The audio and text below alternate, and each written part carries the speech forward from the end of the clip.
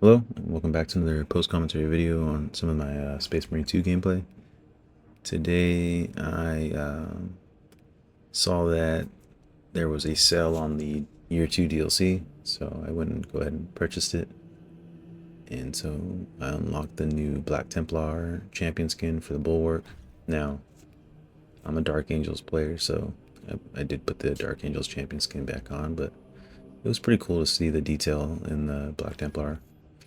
They are, I have a newfound respect for them after reading like Sigismund's portions of the heresy.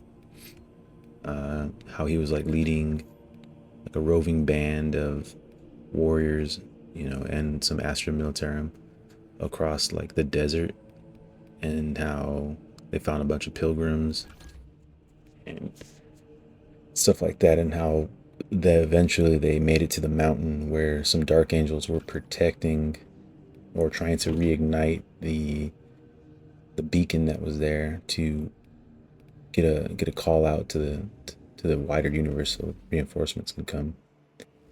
Now, if you haven't read those heresy books, you know I highly recommend them. Very good stuff. The first one starts off from the point of view of a Garvio Loken, and he was a Luna Wolf and remained a Luna Wolf until the very end. So if you start there, you won't be disappointed.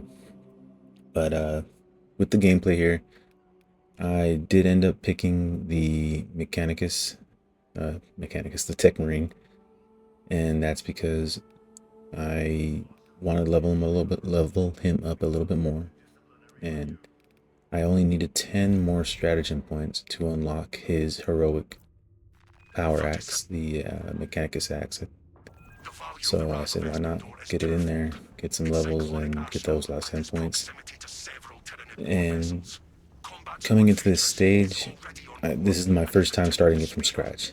That's for sure. I didn't even know what mission I was on. I thought this was a whole brand new mission. Around halfway through here, I realized I have been here before, but it seems like the objectives were different. Maybe they randomized the objectives in the mid-map to give it some flavor, give it some replayability. But as far as this content goes right here, this is my first time seeing this opening area, because I was a join in progress before on this mission. Like I said, I caught on about halfway through when you have to destroy the reactors, the cooling reactors. So I loaded in solo. I figured that the problem is that this new class is being played right by everyone, and the algorithm, the matchmaking algorithm is trying to put people together that are not playing the same class. But I imagine everyone is doing the same thing I'm doing, which is playing the Tech Marine to level them up. So I didn't want to wait too long, and I just started right away. I'm sorry for the gameplay where I'm obviously lost. You're gonna see that I'm going down pretty much every hallway and every wrong turn because I didn't know where to go. So I was just finding my way through here, and it just reinforces my idea that Saber, I think it's Saber Interactive, the developers of this game, they can make a Space Hulk game from this game, in this game. I don't know exactly the process of coding video games, but they did do the siege mode, and what I'm imagining they could do is take pieces like this, map assets like this, and create like an endless corridor style gameplay loop where you clear a section of a map from point A to point B, get into an elevator, go deeper, or open up another door, go deeper, and maybe kind of challenge players to get to like floor 50 or floor 100, stuff like that, and maybe you can put some skins behind it or something. But that's how I think they could do like a Space Hulk type mission set for this game.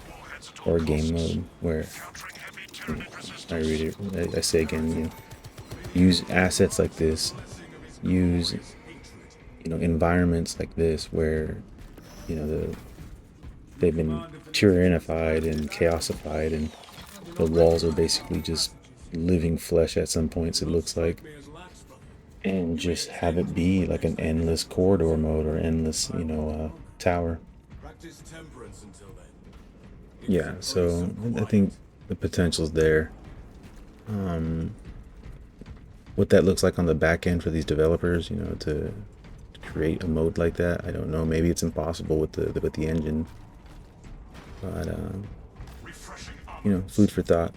Anybody else out there who would like to see some kind of like Space Hulk mission type set where you got to survive like an endless corridor or an endless tower, going deeper and deeper and deeper into the Space Hulk. And maybe to incentivize players, they could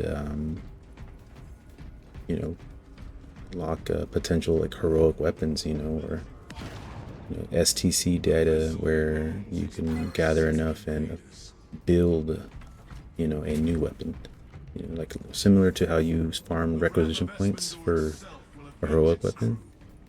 But if you do this siege mode and you gather STC data or something like that, a similar currency, and that currency, once you build enough, you can build some kind of ancient artificer archaeotech type of power sword or something that, that's just, throwing some stuff out there. I think it would be great. So back to some updates on my Captain and Gravis armor for my Dark Angels Combat Patrol. He is done with the Warpstone Glow edge highlighting. I have pictures of every piece that I painted. So here's some pictures of his body, the torso section, and the legs. The legs took the longest. I definitely started entering like a flow state after I finished his legs. So the upper portion of his body, where the chest plate is and the edges in there, and his right arm, I feel like I got that done in like 45 minutes. And same thing for all of his other parts. Each part, like his shoulder pauldrons, his backpack, his head, and his gauntlet, his boltstorm gauntlet. These things took about half an hour a piece, and like I said, I've been taking my sweet time, giving my eyes plenty of breaks. I do use 5x zoom glasses that I picked up off Amazon, and I just take my time. And another thing that helped me do these pieces faster was because it was I usually have to re-dip my brush, and I wash my brush in my water here, and I do that to add moisture back to the brush, because if you do start painting, you'll notice that the bristles can dry out, and then you'll dip the tip of your brush because you only want so much paint inside your brush, and if your brush is dry, it won't let go of that paint. It'll start to dry into bristles. So what I started doing is keeping a little tiny puddle of water right next to my paint that I'm using, and I use that. I just dip the tip of my brush into that water here, and I use that to keep the brush moist, which helps me release the Warpstone Glow onto the edges. And that was a game changer. It's probably something I should have known, maybe watching a painting tutorial. I know they say thin your paints, thin your paints, thin your paints. I'm pretty sure there's a video out there that mentions that you need to keep your brush moist.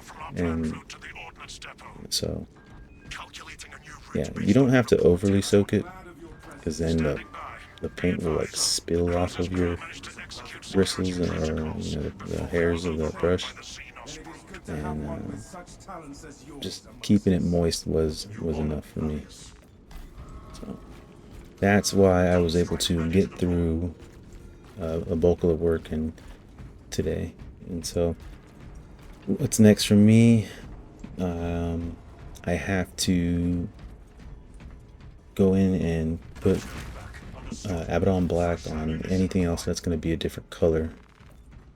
So I have his sword, his chain axe, I'm sorry, chain sword, his chain sword, parts of his backpack where the vents are, and the other equipment for the Boltstone Gauntlet.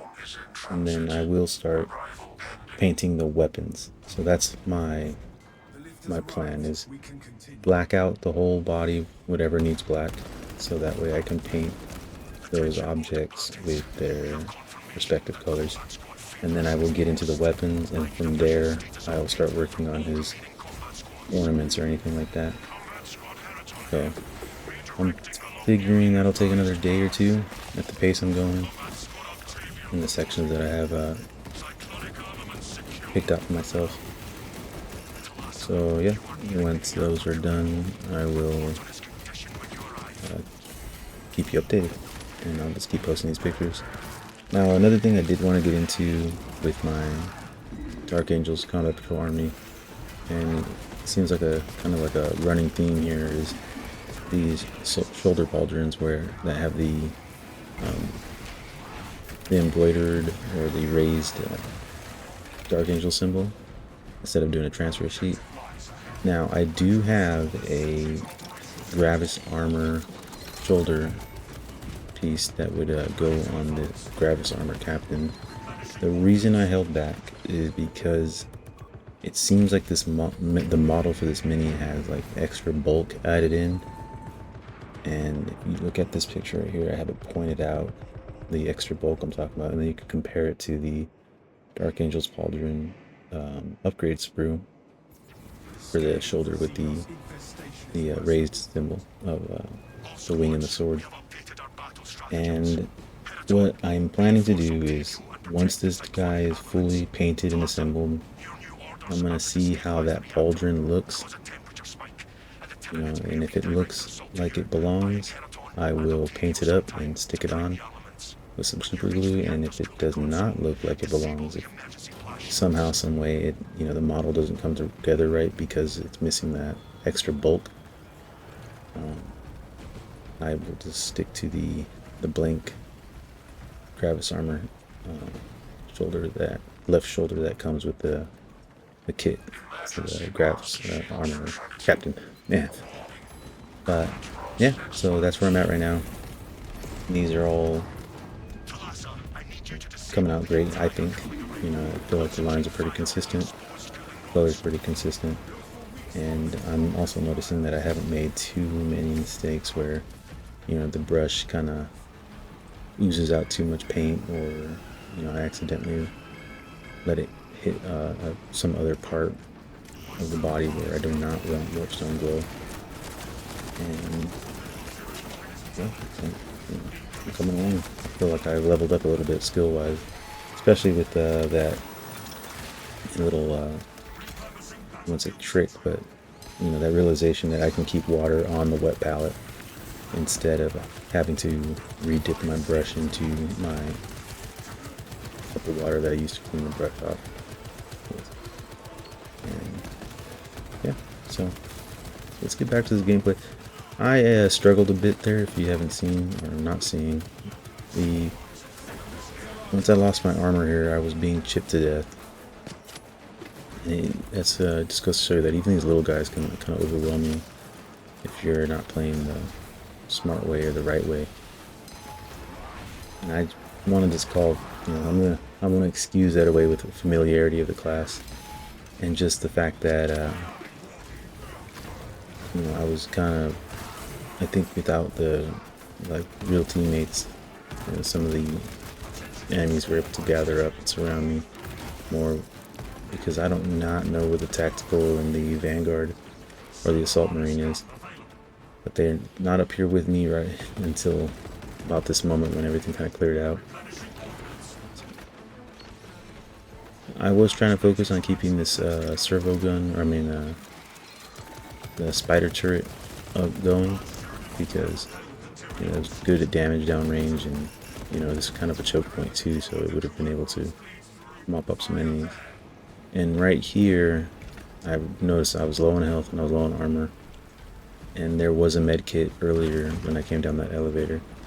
So I went back for it, so that way I wouldn't go down. Still getting sniped at, huh? I also picked up the shock grenades because I didn't have an ability to restore equipment charges yet. And I did not even know this was on the field, this extremist threat, which this is Biovore right here. And he's the reason there were so many spore mines in the field earlier, which kind of helped keep me down. I took the execute with the Tech Marine. I was wondering if he had any special execute animations that would use the servo arm or the... I don't know if everything is a servo gun, servo arm, servo, but I was just curious if he was going to use the servo arm to kill the Biovore, if there's an animation there. And I don't think there was. So I'm back at mid health, and I have some stims and plenty of armor. And I think in a second here I'm going to take the Melta Bomb, or I already have a Melta Bomb. And I think that was a mistake. I was thinking earlier about how messy it got up there, and a Melta Bomb would have been great. But going forward, I don't think there was that many great opportunities to use it.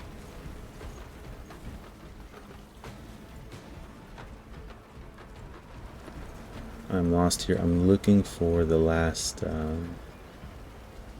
coolant tower on this first half, and I did not know where it was. So this is barely I believe my second time playing this specific mission. So there it is. I finally got a symbol that tells me where to shoot.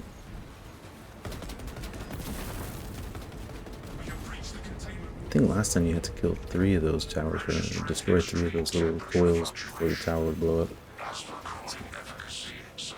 That's because I'm on a normal mode versus a hard mode. But I was in normal mode last time I played this game, and that was probably about a month ago, the last time I played this stage.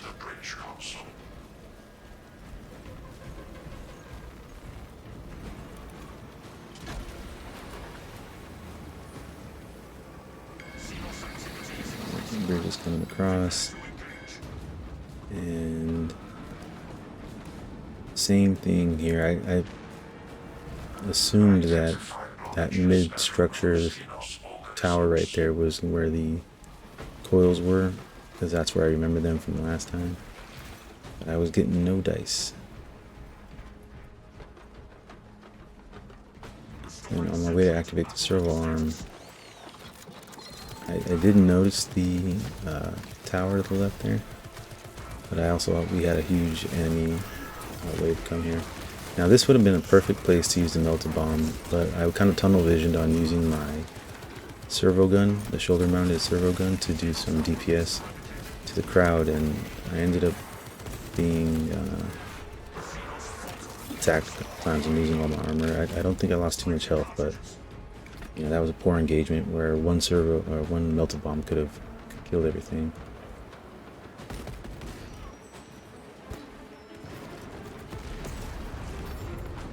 That was neat. I forgot that this weapon can do that. So this is the heroic heavy bolt rifle, and I accidentally used my scroll wheel to zoom in. And I forgot that on this version of the bolt rifle, you don't get to zoom in. You do an alternate fire mode, which was a underslung grenade launcher. Yep, over there you can see my thinking cap turned on. So, oh, I could use that again to blow up that crowd of enemies. For the rest of the stage, I wished I utilized that grenade launcher more often. I did not make very good use of it, so there's a lot of damage down the drain that wasn't being utilized correctly, especially since we're in close space and the enemies did, if you haven't noticed, they are crowding up quite a bit.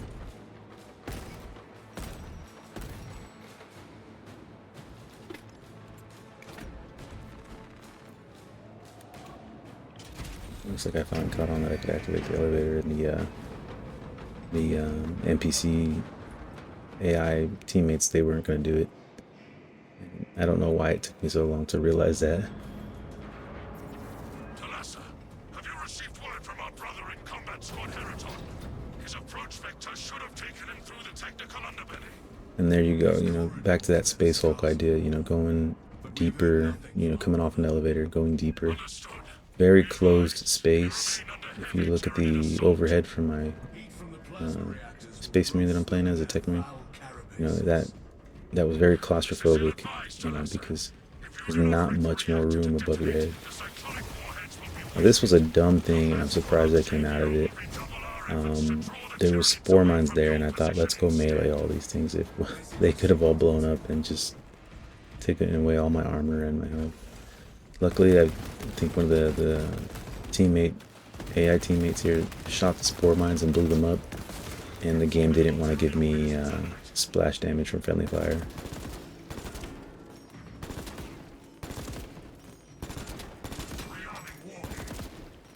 These vines can be pretty annoying on hard mode. I have a little bit of an aversion to them.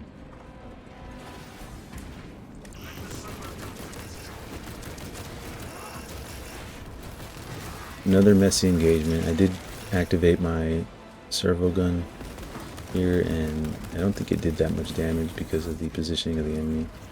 I also wasn't aware if it was doing damage while I was in the middle of the animation for the execute. So something I'll pay attention to next time, because I did notice that the timer was running, but I don't know if it was shooting.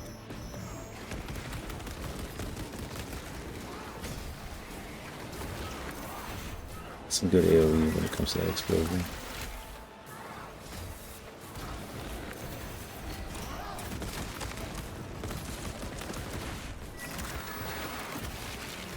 Yeah, nothing too crazy with this crowd. I think I should have broke left and attacked that sniper warrior. Ended up down here and taking a pretty bad engagement. I don't think this is the best use of my time. I should have been working on that guy who just nailed the assault.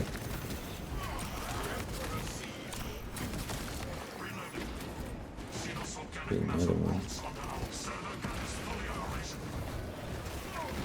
Now the reason I did not use a grenade launcher on that guy right away when he was close to me, I just wasn't sure if the splash damage would injure me. And with previous engagements I was getting pretty beat up. So I didn't want to risk taking unnecessary damage.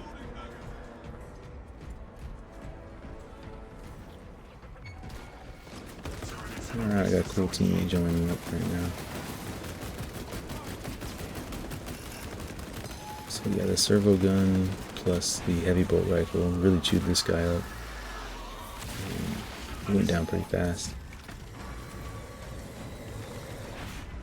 I went to activate the spider turret, but I guess the game registered that I wanted to get the execute on the Hormigaunt. And that is some good damage.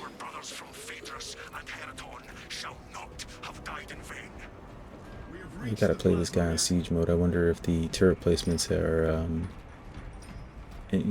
game changing for siege mode.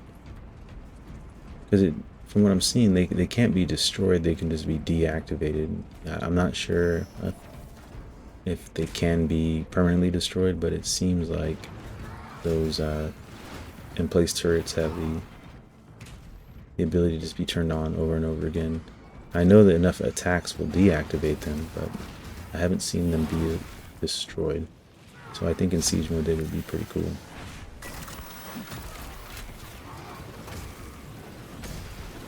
So this is post commentary, and I didn't even notice up until around this point, maybe a little later, that was not an AI teammate. So when you see me do my first For the Emperor, that's when I realized that I had a human player on my team. And so this whole section here, I kind of did it in a more exploration instead of following the objective right away. And on top of that, I didn't even know what the objective was. I was too tunnel visioned, killing enemies and activating spider turrets every time I saw the silhouette. You know, I was kind of aiming for them.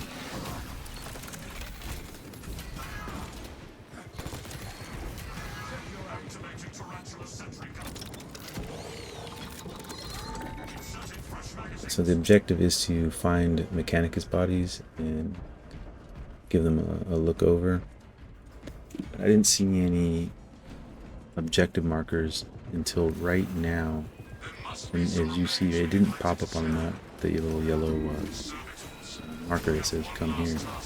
It was just because I got close enough that it said to interact.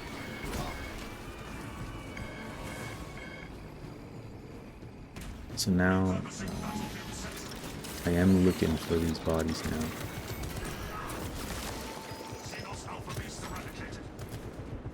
But I'm also farming achievement points with activating the turrets. Yeah, gotta bear with me there on that one.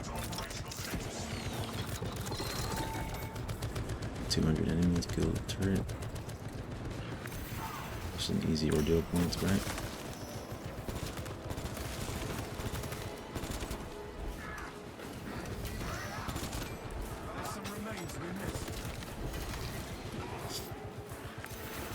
Yeah, this gameplay would get me destroyed on hard mode. I am spamming the parry button. I know it's trying to get the one-hit kills on the gaunts, but overall I just got kind of punished by the amount of attacks. I should have just been focusing on damaging the warriors instead of getting those parries. And finally I used that melt-a-bomb. Didn't even make the most use of it. Like, in hindsight's 2020, I should have used that way earlier in that engagement.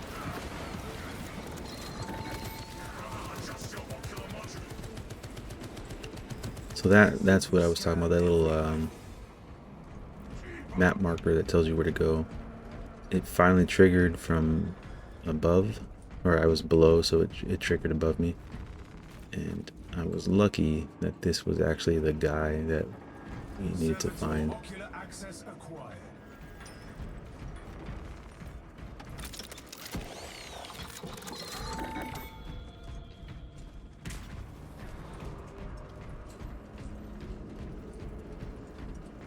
So yeah, this is about as late in the game that I figured it out that I had a teammate. So I was like, wait a minute. Here's a For the Emperor forum to let him know I'm here, and I have noticed. That's how long it took me to figure out that I had a human teammate coming in and joining the game and helping me out. And I do recognize this spot in the map. This is towards the end. And the boss on the other side of this are Hive Tyrants. Now, I did look up a little bit of lore on these on the side, and I found out these Hive Tyrants they're no jokes. You know, they're some of the highest level threat that the Tyranids can throw at Space Marines and humanity as a whole. And that just one of these things is enough to wipe out squads of Marines. You know, even sergeants and captains and men of a real big experience. So the fact that we're fighting, we're not Hive Tyrants, these Tyranid Primes, I'm sorry. The fact that we're fighting two of these, you know, that I wouldn't be surprised if, you know, Games Workshop kind of, what's the word I'm looking for here? It exemplifies, but it puts them down in the lore book that these guys are practically like, you know, on par with people like Titus and other Space Marine, named Space Marines that kind of push the lore forward. You know, it's I'm not gonna pretend I know all the ins and outs of the game, but you know, from what I was seeing, you know, Space Marines are kind of like red shirts in Star Trek, and you know, if you don't have a name or a special shirt, or you know, in Warhammer 40k, that you pretty much cannon fodder. And you know, all of these space marines do have a name. You know, like Vespasius, and that's the name of one of these guys, and so maybe that's why these guys can take on 2 Tyranid primes and not get utterly destroyed in a crazy mission like this.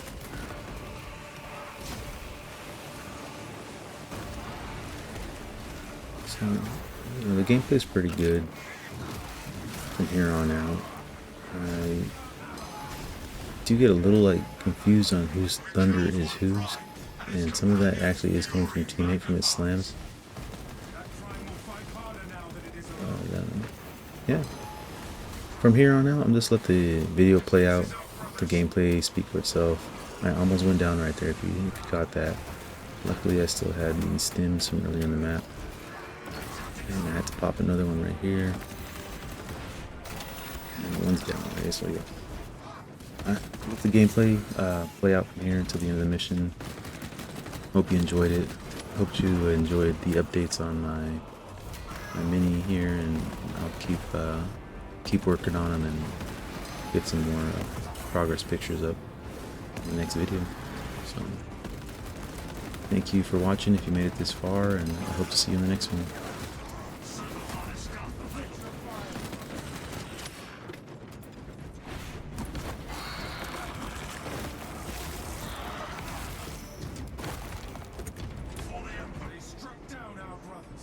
Second company prevailed.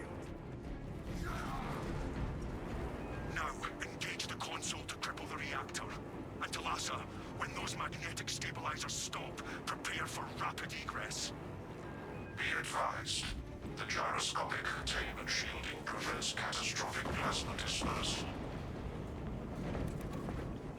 Plasma cores are now exposed. Caution advised. Reactor critical, Talassa.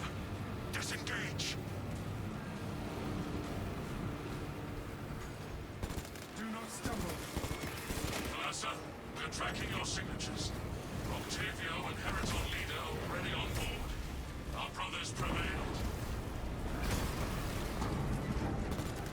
Evacuation protocols initiated. All crews report to shift leaders.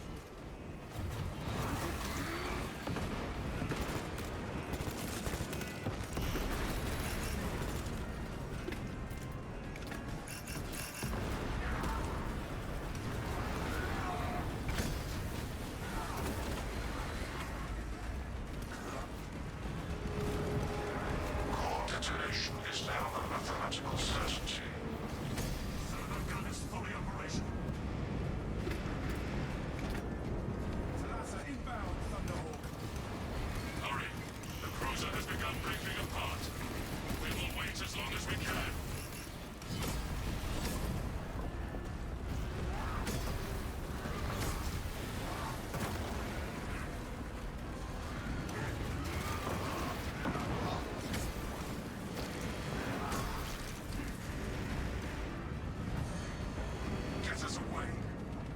Brace for turbulence. If not for your valor, Talassa, this operation would have ended in a major loss for the Imperium.